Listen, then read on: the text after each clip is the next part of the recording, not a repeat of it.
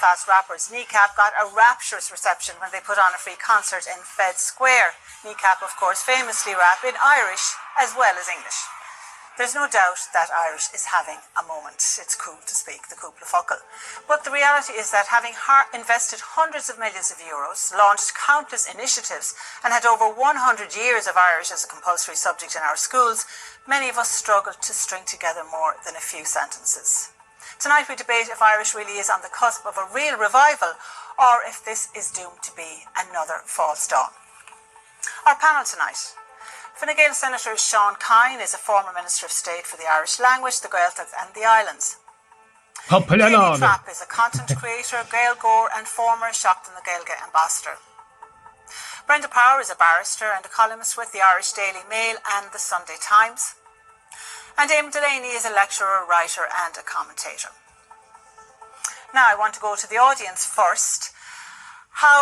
This hand's gone up already.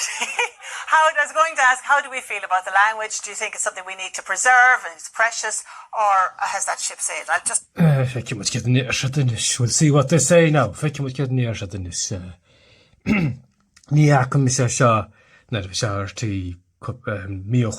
was on Marty about 2 months ago.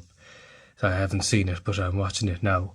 I guess I give my opinions on what people are saying, whether I agree with them or not, whether they name no nach play on, Marajara. Yourself there, in the green. I personally think we need to protect our language. I think as a currently even cert student, the syllabus is a problem. It's not the teacher's fault. The teachers are just teaching what they're given. Okay, but you think it should be preserved and supported? And you're beside just in the yellow t-shirt, yeah? Yeah, I think it should be taught better in schools. But also there should be a short course for foreign nationals to come into this country in Irish, because after all, like, our national anthem is all. So, eintim lesson, so, Kintje, daine ta chat sa tír, bachar go sart course, sart simply, jack sart nan, gaige bonusach, jack sart rud TV, no marsin sart gail, no sa gail chara, va couple daine kinch, match al so agus sart jauntas sa hurch. Gohaine Ernie, you're a guy you've won the Gohaine to chat the staff. That's a cheese. So, ain't lesson. I agree with that. Maybe a Gael Hara scheme, kind of give them a grant or something, Irish people, to encourage them to teach, to converse with foreigners that are coming to the country to live here. Since Munyama to make up. In Irish. So it'll be a good way of reviving it. Okay, we go down to the front here. Actually, no, I'll just go this side for a minute and I'll come back to you here. Yes, yourself. Gurb Mahagut, Katie. I truly believe the Irish language is a gift bestowed upon us from our ancestors that we all have an obligation to cherish and protect.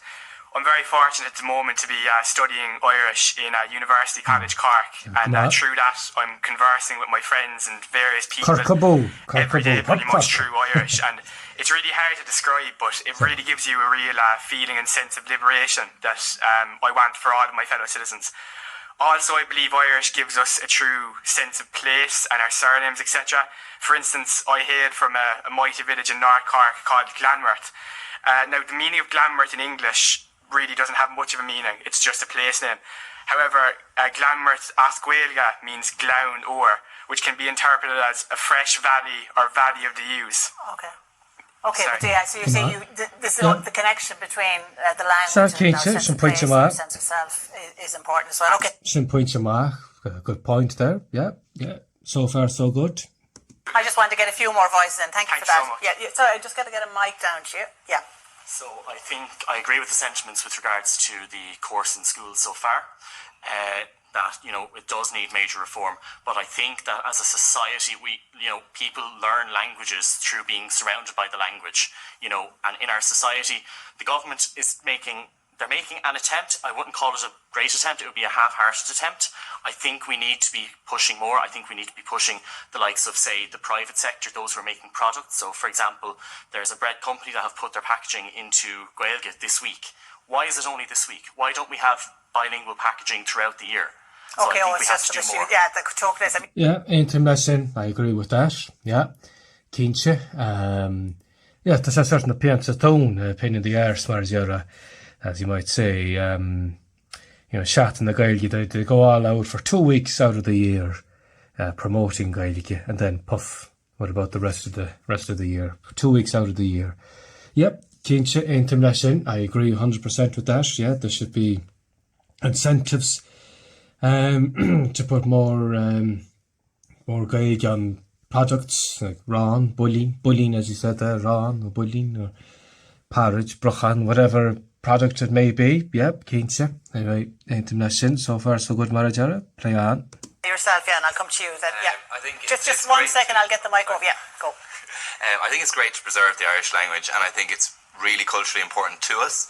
However, I don't know if that, because I don't speak Irish on a daily basis, that doesn't make me feel any less Irish than anyone else. So I don't know how much we need it, but I think to recognise it, and it is really important to our culture to have it, but I don't know, does it make me any more Irish not speak? Well, Eintim Lesson. Tasting Gaeilge le the fear Gaelach, the Gaelach, the Ernach, and Muhoidamsa. In my opinion, you do need to have at least a bit of Irish to be kind of properly Irish, Martha Rocham Gominik, as I said many times, like foreigners that are coming into Ireland.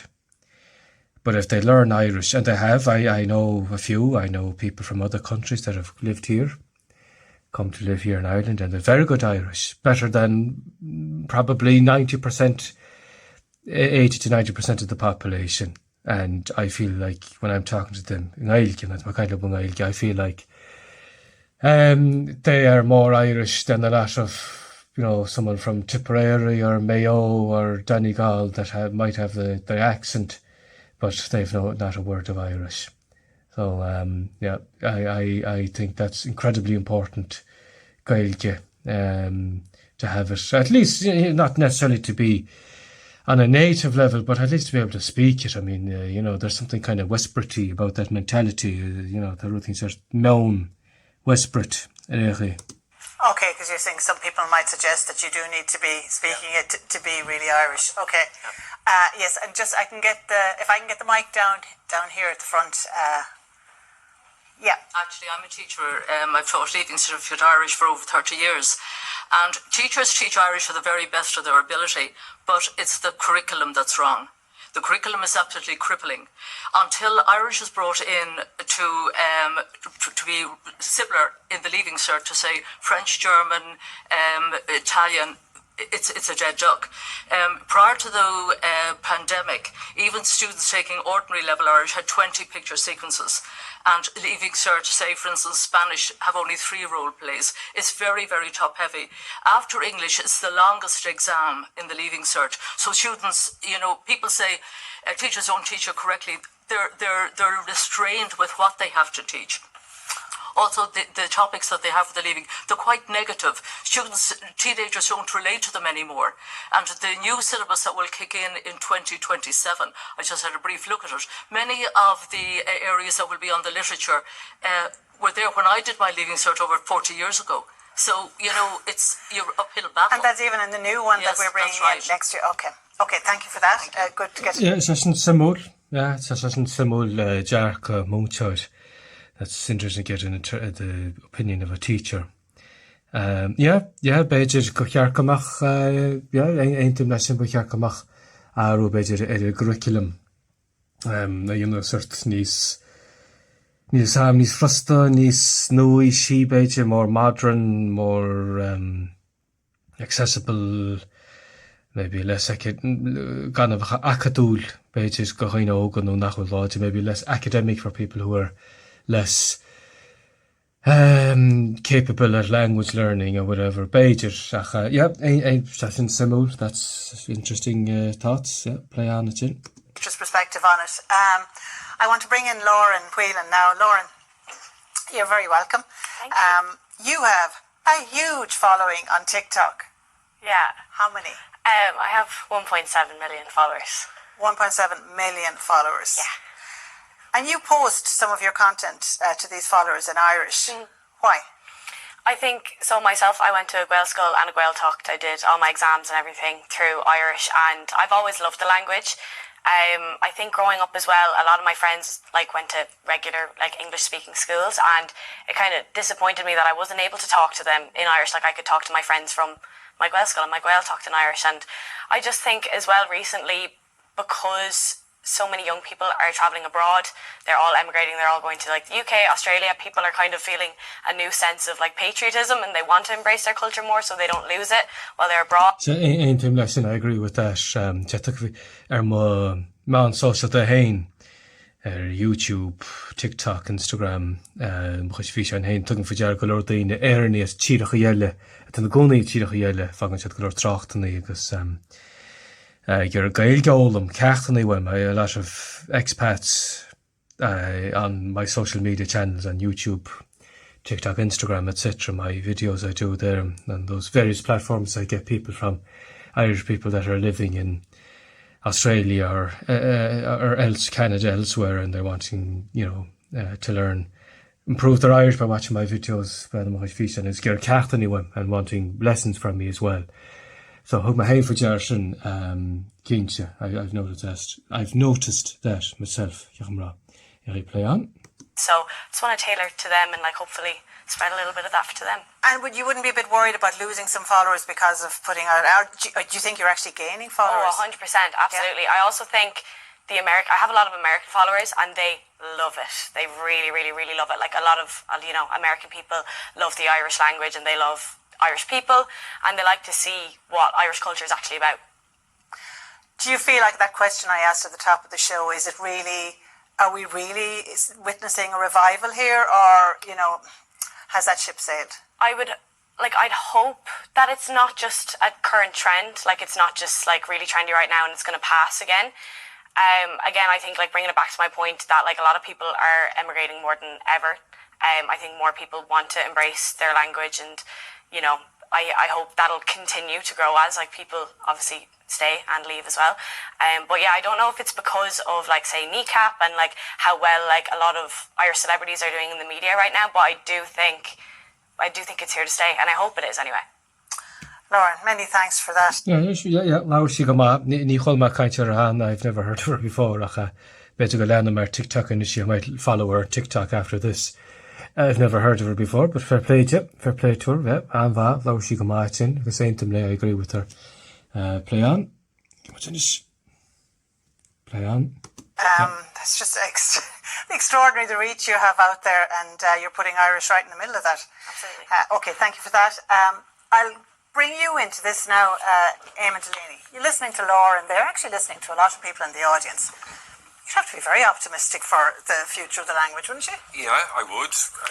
Certainly on the responses tonight, it would give you great hope that there will be a big revival in Irish. This is enthusiastic, and it's willful.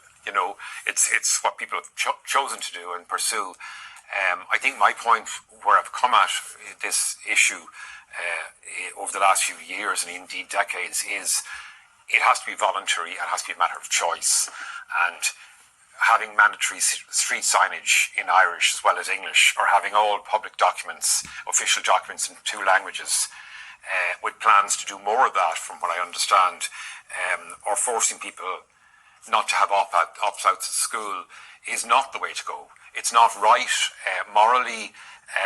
It's not right morally, the last bit, but it's not effective. It's never worked. We've been at this for 100 years, as the gentleman up there said. And like him, I don't feel any less Irish for not speaking. Well, that comes with Westbrit. He kind of has a Westbrit vibe. Delaney, is that his name? Delaney. So that comes with Westbrit. Yeah, I must say there is less Gaelic, less Irish. If you're anti-Irish, anti-Gaelic, yeah, definitely. I don't agree with him. Kind of really the first person really that I've properly disagreed with so far. Yeah, I play on.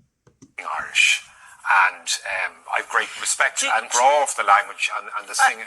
Yeah, can I ask you about that? Yeah. About that idea of the sense that, and as our audience member said as well, this idea that you need to speak Irish to be truly Irish. Yeah.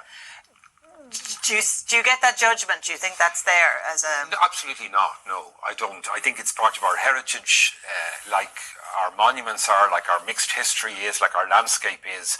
But I don't feel any less Irish for not having freckles and a red beard, or playing. That's silly.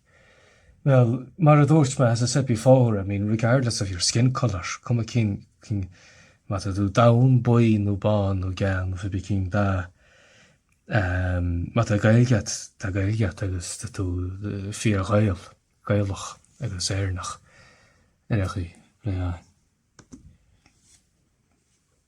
yeah, which I don't. So I think it comes from, just to finish the point, I think this is a dated idea. I think this is fantastic, the enthusiasm and so on, but it's a dated idea that we have an obligation as a nation to revive the language. It comes from the era of De Valera, when it was also about ending partition and getting everyone to work in the land. I mean, how do those work out, I think we have to move forward, and especially because we're becoming so multicultural. And, we're having people coming from all nationalities around the world, and it's tough enough to get them to speak English and work in English. And we've got to engage more with Europe because of what's happening with Trump in the US. So you get people to learn German and French and Chinese, coming superpower. So, Galore Chilachas in Europe been seen and Gakop. Lots of people in Central Europe, St. Elvish and Ulster, in Switzerland, Austria, a lot of those countries in Central Europe, they have 3 or 4 languages. That's no excuse not to have Irish, not to have Gaelic. If you want to learn Chinese, fair enough, or German, or Frankish, or no matter what language. That's that. In Europe, I speak to loads of tourists from Europe. In the summer here, and Gominnick been seeing the Killahang, oftentimes they have 3 or 4 languages. But I need that's silly talk. As well as Irish, so I think it's about choice and doing it with enthusiasm rather than feeling you have to do it. But you say you refer to other parts of Irish heritage. Is this not a part of Irish heritage that needs to be nurtured and sustained and to be worked at? It needs to be protected, absolutely, and it is being protected.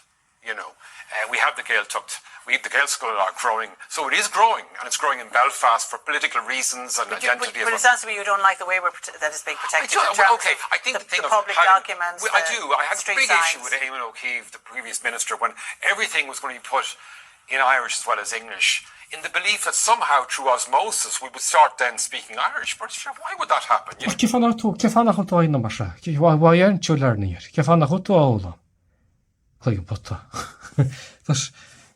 He's just given out kind of, there's individual responsibility to cut to the Changol, and if it's bra, the government can do so much, and by putting things bilingual, etc. But there's individual responsibility, and he's your man, it's our Delaney,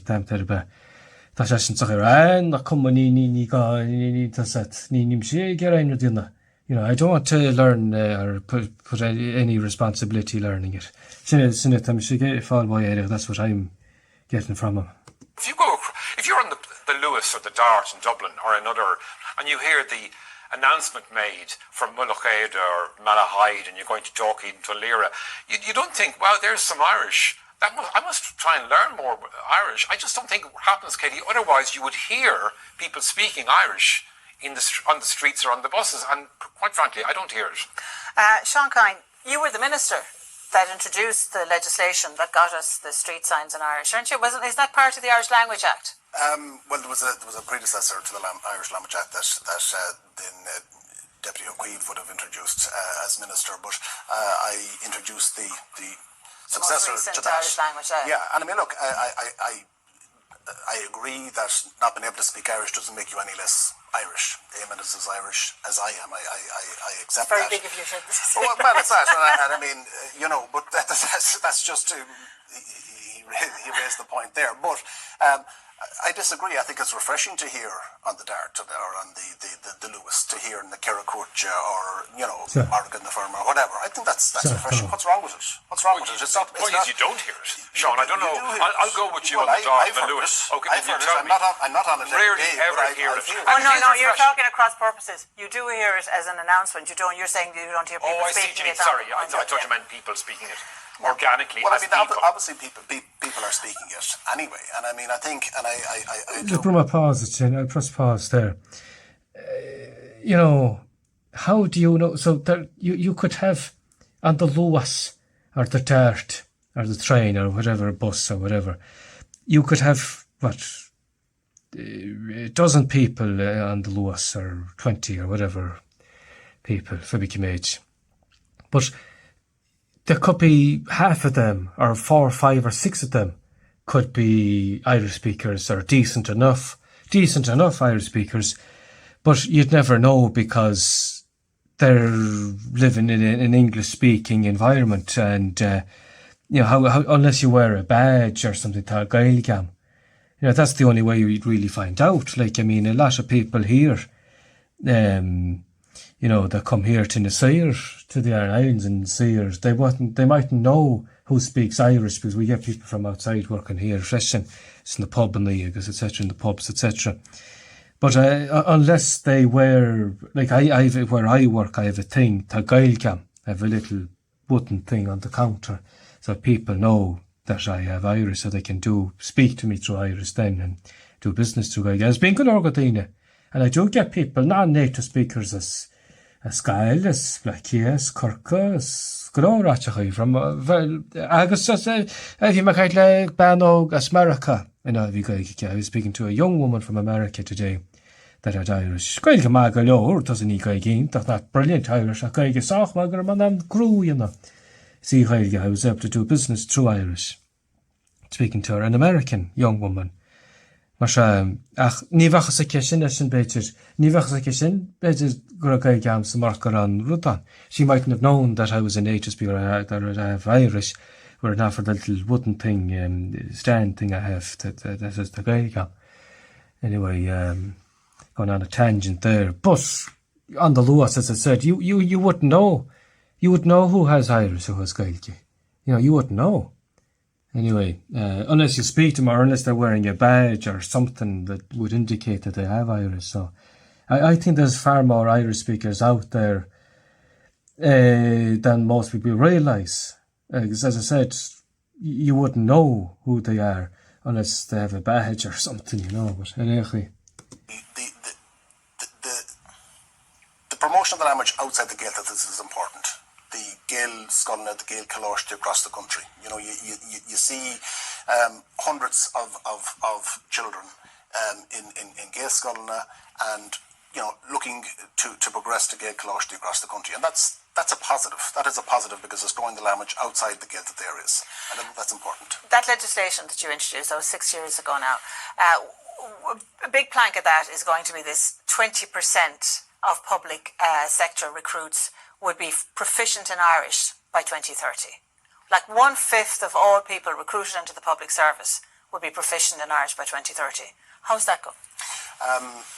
Well, I brought in the 20%. I didn't promote the deadline of 2030, to be honest about it, but that came about during the debate and the subsequent minister. I doubt that will be reached, but it's important to be progressing towards that and to reach that objective. I mean, if you go back far enough, and it's a long time back, but I mean, having Irish back in the time of the Tudor conquest or the penal laws, that went against you. All through the famine years, it was sort of, if you don't have English, you are put down and kept down. So I think having but now we're flipping that now and saying, there is that. Well, your man Delaney, he has that attitude still. I don't need to speak it, so I'm not going to make an effort. Why? And no one else should. There's a flippant attitude. Tan mewn and jarcashin ag daine nus mohainus or whispered. Agus tá cuid gan sort colínachas, they still have that kind of colonial mindset, or being, subservient to the colonial the English, there's still that kind of weakness, I suppose, some people have, like that Delaney fella, you play on. Or you are put down and kept down. So I think having 20% but now, of but are we public flipping servants, that now and saying Yes, if and you don't have Irish, yes, you're and I being fully discriminated support. against because you No. now won't. Well, from a playing. it is about ensuring that those who wish to see and wish to have public services in Irish have that right. I mean, Irish is a living language in many parts of the country, and we have so many, not just in education, but it is a real language. When students go down to the Gaels, they get a surprise because they don't realise perhaps that this actually is real life. It's not put on. It's not something that's there on show. It is real life. It's a living language in the Gaels, and we want to see that grow outside the Gaels as well. And I think the 20% will, encourage students who say sometimes, what's the point of learning Irish? If there are opportunities within the public sector, I think that will inspire people. Okay, Brenda Power, your big issue is with the compulsory nature. Well, I think you got that sense even from the audience input there at the beginning, that the teaching of Irish is what most people have a difficulty with. I mean, we have been, as you said yourself, Eamon, 100 years now of compulsory Irish. It is clearly a failed experiment. It hasn't worked. I mean, we're here talking about whether public servants should be able to speak Irish. The very fact that we are... it's a sort of known West Briton, she's kind of a West Brit attitude again, that, it wasn't taught great, in school, so therefore I'm just not going to bother. Sean, what the thing about it is that a lot of people still have some Irish, even if it's not great, from Leaving Cert. They still have a big head start over it. I know people that something in America at a town cup. I know people from other countries that started from scratch as adults, and they've learned to varying degrees of proficiency, some extremely proficient and some okay level Irish. But they are, as adults, they're starting from scratch. So she herself, this one Power, is that her name is? What's stopping her from learning or improving? Like, she probably did her Leaving Cert and probably, I presume had okay-ish enough Irish, but why not improve? You can always improve as an adult. Like, ta hain mar haiga o hochas. Agoni jana iracht moch gaige hain also. Agus, even as a native speaker myself, I'm constantly trying to improve my own Irish as well, so there's no excuse. Just, I'm an adult now and that's it. Can't teach an old dog any new tricks or whatever. Lazy attitude, Jarka, Leshkul, Westbrit attitude. Anyway, Bruma play on. Second one. This discussion is proof that it has failed. I very much doubt you'll get a discussion panel in France wondering whether public servants in France should be obliged to know French. So, I mean, the fact that it has been taught for so long and so intensely to so little avail. The definition of insanity being do the same thing over and over again, expect different results. We're not having people leave school as we ought to at 13 or at 18. Able to have a 5-minute conversation. That is a failure of any teaching of a language. In my own view, handing an Irish language textbook to a 4 or 5-year-old is a... But Tamisha Cap, a chuid smóg an dainra, hagens Unanson and Leaving Cert. I think most Leaving Cert students, by the time they're finished with their final exam, probably are able to have a conversation, a 5-minute conversation, a basic conversation. Probably, I'd say most, maybe 60-70%. Nilasam, I'm just saying a percentage, but I'd say they would be, that doesn't mean that they're far from fluent, but enough of a platform to be able to improve. As I said, so those students that are leaving, those 18, 17, whatever year olds that are leaving to fágan school, tá an funtastak up chin. They've a huge advantage because that Irish that they have, the amount they have, it's a big head start compared to a lot of Americans, Italians I know, Germans I've met, I've met people from other countries as well that are very proficient in Irish, Gaeilge, that they learned as adults from scratch. So I don't buy that. Sin Shafuch. That's nonsense. Anyway, play on. Disaster. For the first few years, I'd say even up to the age of 12, it should be a spoken language. It should be taught in the same way as you learned English. And should everyone have to do it? Should it be compulsory as we have it now? I mean, I don't believe that the compulsory element of it has worked in the manner that it is taught at present. But if it was an organic part of a child's day from day one, then that'd be fantastic. I just don't see that happening. But that is the only way you will teach Irish to people, the same way as you learned English, which was by immersion and by absorption. Kaylee, you were a teacher yourself. How do you feel about the compulsory nature of Irish in the system? I feel like if we approach the Irish language in a positive way, and like you said there, we make it part of the daily routine from day dot, early intervention is better than prevention. So as a teacher, I was a senior infant teacher for years. I wasn't teaching in a Gaelic school, but I used Irish all day, every day, and the kids knew no different, and they came out the other end with such a positive outlook on it.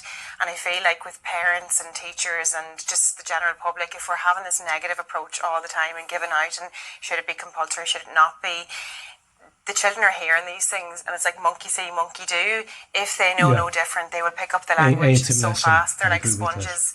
Personally, I went to an English-speaking primary school and made the decision to go to a Gaelic school for secondary school. Why? Why did you do that? Because that's an unusual thing to do. Yeah, and both my parents don't speak any Irish. I have no background with the Irish language, but I remember going to the school and just getting this feeling. I loved the fact that they celebrated our culture, and I was like, this is a bit of me, and I never looked back. And since then, in every walk of life, be it as a teacher, as a student in university, and now as a social media creator, I use it across the board all of the time. And I know Lauren was mentioning there, I watch her videos with complete awe and I love to see it, and it inspires me to use my language, and I know that it inspires so many others as well because I've seen so many other people making videos. It's cool, it's fun, we need to keep it that way and preserve it for all it's worth because it's gorgeous. So, is it really happy? Eintim go hilis go homan, I agree 100%. Chullerad the ruchi, chullerad. Ta an távat go Joe sin Gaeilge as Camus Gaeilge Chivnews a chosint on the West Brits. Ach tá se távat mel tan jarkas and mewn júltach sin egolor doine nus an power sin a vegas an Delaney ba vir.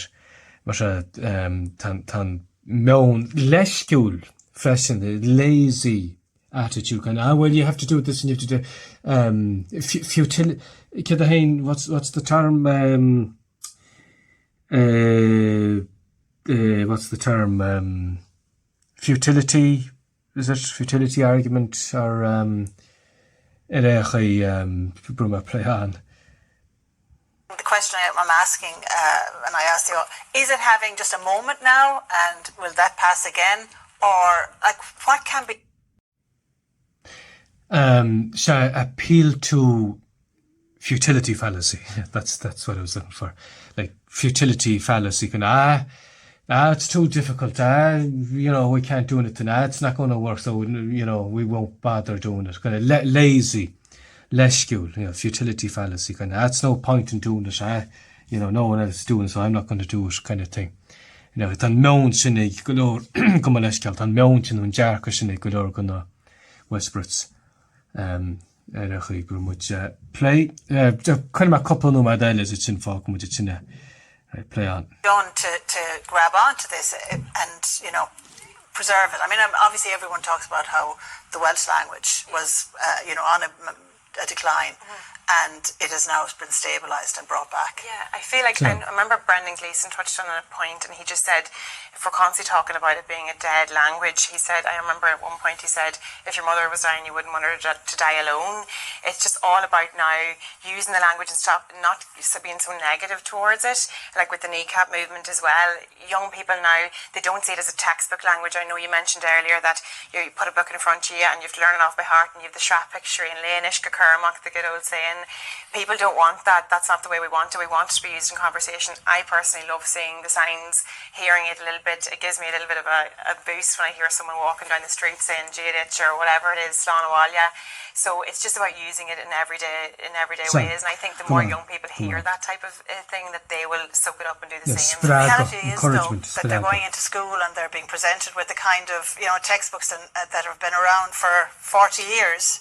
That surely is an impediment to people embracing it. I feel like it starts in the early years, and if the teachers who I trust and who I have experience with, if they implement it in the right way when it comes to that point in their lives, they should have the base that they need to succeed in the Leaving Cert, and I have experience with that. There has been a change, obviously, in the marks process and the percentage for the oral section of the Irish for the Leaving Cert. That's positive in terms of encouraging the oral. Well, look, let's talk about the Leaving Cert actually, because as we're saying there, Irish remains a compulsory subject in our schools, but the number of students getting exemptions from studying the language is growing at a pace that is alarming language enthusiasts. In 2024, just over 15% of Leaving Cert students didn't sit the Irish exam, either because of a special educational need or because they came here from abroad. And on that, I want to bring in Katrina. You're very welcome. Your daughter is 10. And she got an exemption from studying Irish when she was 7. Could you just explain to us why that was? Yeah, I suppose I saw by the age of 3 actually that there were signs of dyslexia. I'm dyslexic myself. I'm also a paediatric occupational therapist, so I understand what I could understand what I was monitoring, I suppose. I also then in senior infants could see the distress that she wasn't attaining one language. I could see the demand cognitively that it was putting on her, and the dysregulation and how it was blocking her learning. And I suppose when I did get the assessment completed, and I got it at the weekend that she turned 7, she did meet the criteria. She's on the 2nd centile in both her reading and spelling and single word reading. And I just knew, I asked her what she wanted and what she wanted me to do. But I also knew I needed to free up some of her brain to attain one language. So it has. Yeah, it's been very important to her to get that exemption. Hugely. And because the numbers around exemptions, there's been a lot of debate around them over recent. Yeah, well, mata case Egandal no Eskicht. If there's an exception, there's cost mar sin Beja Carcalor, if there's an exception, something kind of more extreme case like that. Action catered on Beja and Dane, like that's a tiny percentage of the population. It's like I'm right at dyslexia. It probably depends on the level of dyslexia and that as well. So some dyslexic people might be able to handle. But even the spoken, just focus on the spoken language as opposed to the written language for people like that. Spoken, yeah. I'm not an expert on dyslexia or anything, so I won't pretend to be. But anyway, play on. Times, and there's this idea that parents and children are availing of them when they don't really need them.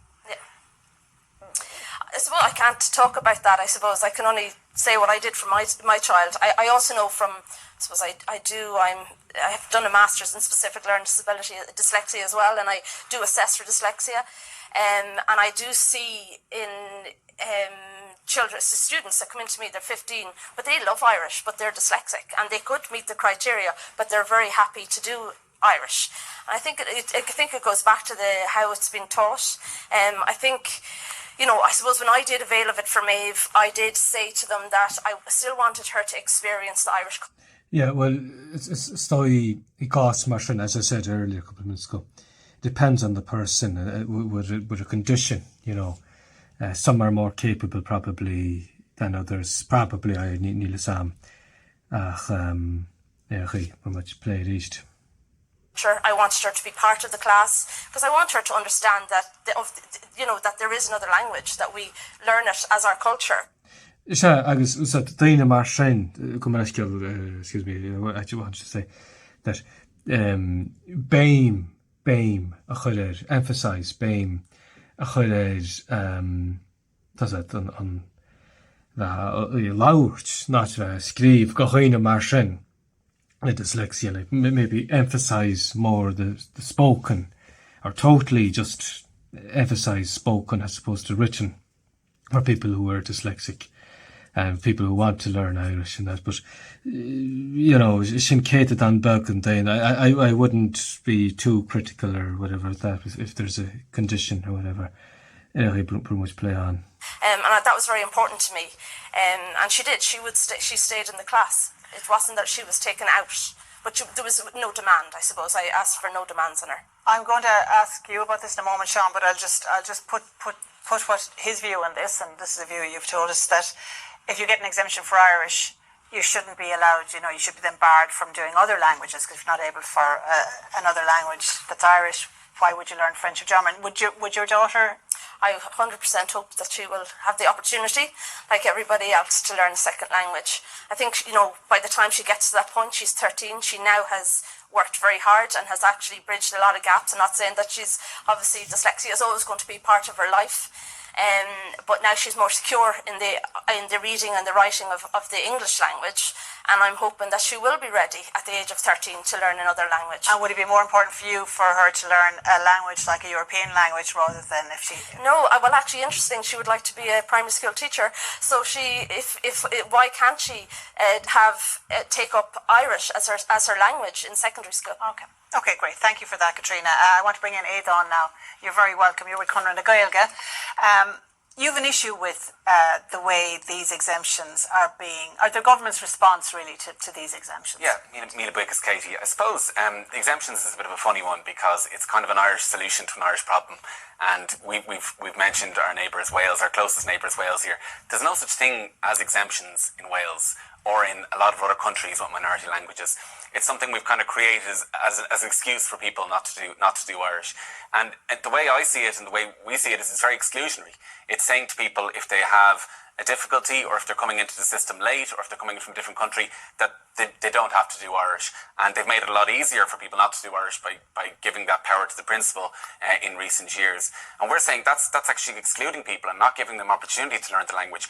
Whereas in other countries like Wales, they've radically changed. And what we need to do in Ireland is radically change the way we teach Irish and make it more inclusionary. That not everyone, it's not a one system fits all. That people can learn it based on speaking, based on reading, based on oral, based on various different aspects, and they learn it based on their abilities, and that it would be the special courses there in other countries for people with additional needs, and that we make sure everyone is given the opportunity to learn the language, especially for we're seeing more people. What if you don't want that opportunity?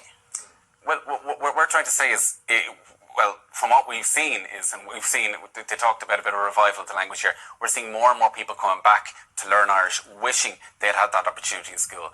We're running classes for people coming into the country, refugees coming into the country from different countries. We talk in Ireland about having a Céad Míle Fáilte, but we're not providing any support to people. We're saying it's a Céad Míle Fáilte into one type of Ireland, an English-speaking type of Ireland. We're not providing them any opportunities to learn the language, and we should be doing that. We should be providing a Céad Míle Fáilte and giving everyone the opportunity to learn the language. Okay, and I'll come back to you on another point in a moment, but I just want to go to you, Sean, because I quoted you there to Katrina. You think that if you... I'll leave it here because it's kind of the video's going on too long and